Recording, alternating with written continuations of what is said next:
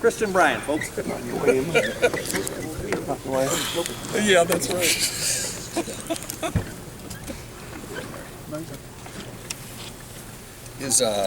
Is motivation for a game like this against a team that is, FCS difficult, or, how do you stay into it and make sure you guys don't have a drop off, I guess, this week?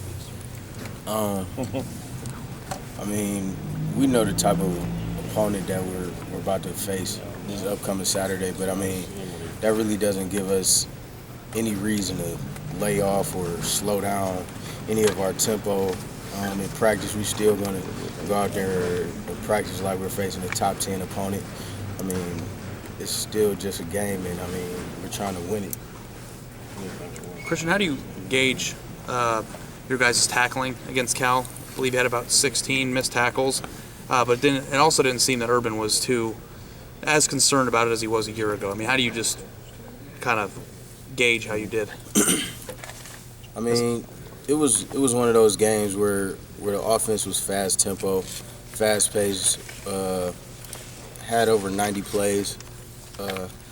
They were bound to break a couple runs, get a couple big plays, but I mean, for the most part, I feel like we kept leverage like we felt we were going to work towards the week prior to the game. I mean, that's what we did. I mean, they put 34 points on us, but I mean, it's not because we weren't going hard. So I mean, that's all that matters to me. In other words, you guys didn't leave the game defensively in distress or anything about your tackling suddenly being poor or anything like that. I mean, is that right, what you're saying, Christian? Yeah, that's what I'm saying. I mean, I really don't feel like – I mean, we had a couple missed tackles, but they weren't missed tackles that went on for long runs or long games. So, I mean, it is what it is. Christian, I know you players don't obviously make the schedules or anything, but would you prefer to be playing another FBS opponent than an FCS school? I would. I like to showcase our talent. I would like to play like bigger games, but I mean, it's really out of our control. I'm not really sure who makes the schedule, but I mean, we still just got to go out there and face whatever team is put in front of us. If you could play anybody else this week, who would it be? It would definitely be a top 10 team. It really don't matter who it would be.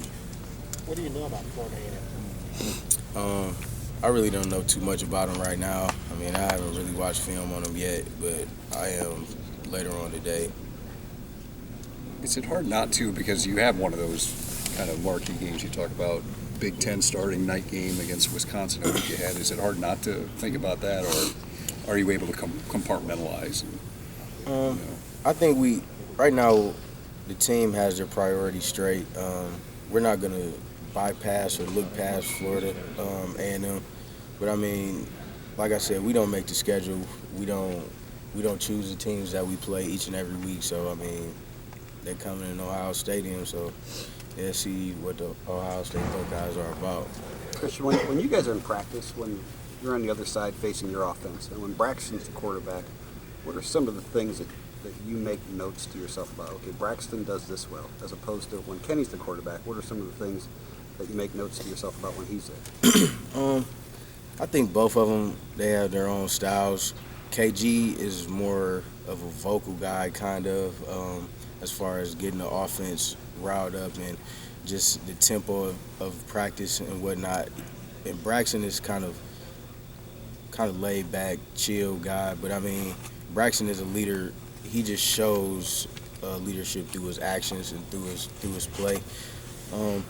But I mean, with Braxton, I mean, you really got to worry about everything in practice. And I feel like our defense does a good job of giving him a good look.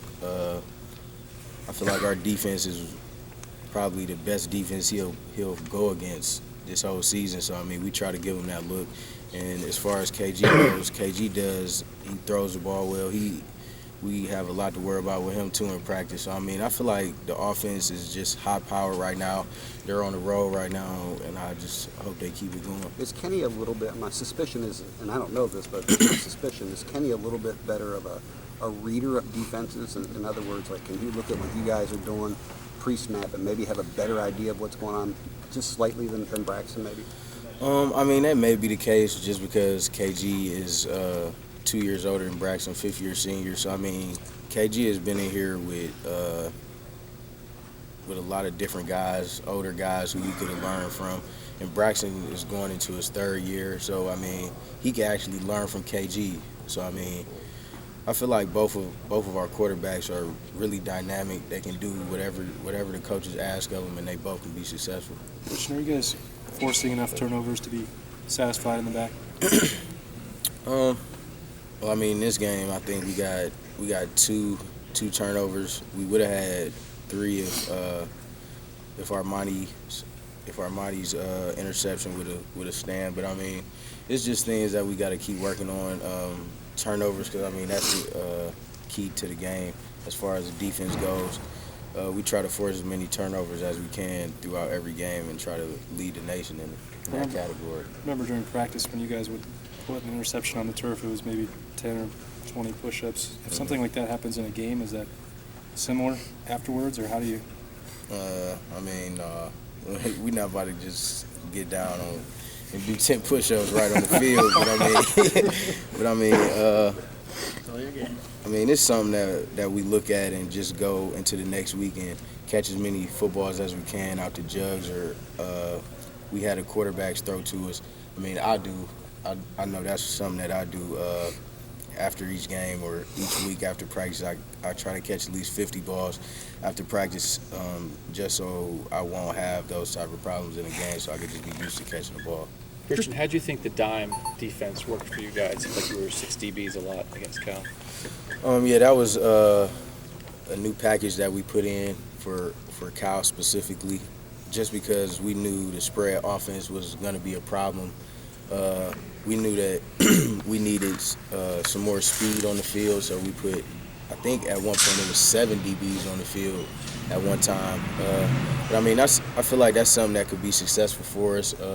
It just all depends on what type of offense that we're facing that week. What'd y'all call the 7? The quarter defense? I mean, what? No, it's called the penny defense. The penny? Yeah. Or it goes backwards after you get to 7. Yeah, I guess so. Retro. What was it like to call that, or Christian? What was it like to see that out there? It was good for me to see it, just because I know that all the DBs that were on the field, I see them practice every day, so I know what they're capable of, and I feel like all the DBs that were in the game at one point, they all made plays when it was their time to. Who was it? Who was the 7? You had Tyvis and Pitt Brown out there. Who would have been the other guy? I'm trying to remember. Armani? Yeah, maybe? Armani was. So 3 corners, Yeah, and corners. 4 safeties. Is that right?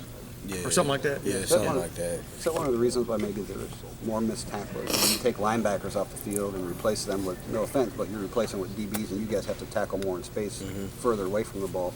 Is that maybe one of the reasons why the missed tackles were higher? I don't want to say that, just because we work on tackling and our technique every week. So I mean, I'm not gonna sit up here and make excuses for missed tackles, because I mean, it's not really acceptable for a linebacker or a DB to miss any tackles.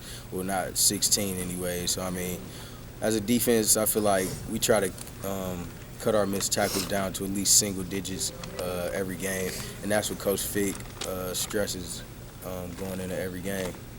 Devin Smith, you get to see him from the backside perspective back there. Where have you seen him? You know what I mean there. Where have you seen him improve over the last couple of years? Don't laugh too hard. I mean, Devin is just one of those guys who goes to get the ball at any cost. I mean, you guys seen the big Wisconsin play. You seen the Miami of Ohio play last year. Michigan State. Right. He's just a playmaker. He's one of those guys where when you need a big play, you just throw it to him and he'll be sure to make the play. And I mean, that's really the type of receivers that I feel like we have developed around here. You got Philly, you got Devin, you got Evan. I mean, it's backups. You got Chris Fields. I feel like all of our receivers right now are at their highest point right now, and I feel like their confidence level is really, really soared. Have you seen Devin's consistency be better though, running routes and things like that? What have you seen over in that respect?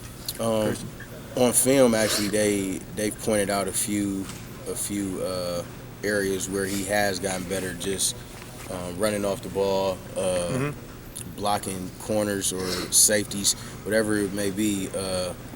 he tries to do whatever I guess the coaches ask of him. I mean, he blocks well, he runs routes well. He's one of the fastest guys on the team, and I mean, I feel like he's a problem for any DB in the country right now. On film, you said they pointed out. You mean this week, or when do they point it out? They've actually pointed out each and every week something that he's done special on the field, Really? other than just catching the ball. Chris, what's it like as a safety though when you see a guy like that? Not just in practice, but on a game. When a guy gets behind you like that in a game, is it like an oh crap moment? Yeah, it's definitely like, man, it's really nothing you can do at that point. I mean, it's a guy that runs sub 4.3. I mean, it really gives a lot of problems to defenses that we're gonna face later on in the season. I feel like that he knows what his role is right now, and I feel like his confidence right now is really at an all-time high. What does it mean to you guys? Two more questions. As Urban said, the veteran guys, the older guys, to get a day off like today. I see some guys already in pads. You're not. I mean, what will it mean to you to have a day off? I mean, we traveled across the state to California, and I mean, our coaches do a great job of taking care of us and just taking care of our bodies, because they know they know what type of wear and tear that we put on our bodies every week. I mean, I feel like they understand that, and I mean, for a guy who played over 100 snaps, I mean, it's good for me to, I feel like, get a day off and just get my body right, get in a cold tub, hot tub, get a massage. So, I mean, I should feel great by tomorrow or Wednesday when we go out to practice. Hey, Christian, what do you think about the way there's been some shuffling up front on the defensive line? How are they playing, and do you think the line itself is ready for Big Ten play next week? I feel like our defensive line right now is so much depth in that room that they can sub defensive linemen in and out of the game like you guys have seen. I think last game it was maybe an 8-man rotation at one point. You guys seen Chris Carter get some snaps. He actually got a sack. Chase Ferris, all of the guys who Coach Vrabel has faith in and beliefs in,